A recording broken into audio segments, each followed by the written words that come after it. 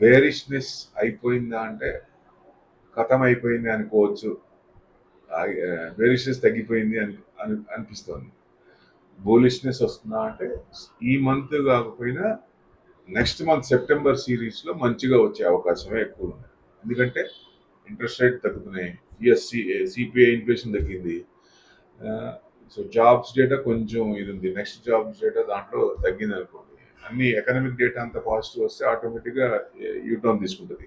Plus world వైడ్గా infusion of funds ఇండియాకి ఎక్కువ వస్తున్నాయి.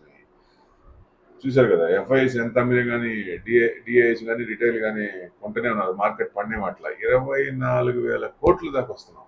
24,000 crores per month through SIP. అంటే ఎక్కడ పడుతుంది ఇంక మార్కెట్? పడే ఛాన్సే లేదు. అదే 40,000-50,000 వేలకి వెళ్తే అసలు ఎఫ్ఐఎస్తో పని ఉంటుందా? ఫ్యూచర్లో ఎఫ్ఐఎస్ని తీసి పక్కన పెట్టచ్చా అంటే 100% పెట్టేయచ్చు. మనం వాళ్ళు వస్తే అది యాడ్ ఆన్ అవుతుంది, అప్పుడు మార్కెట్ ఎక్కడో ఉంటుంది.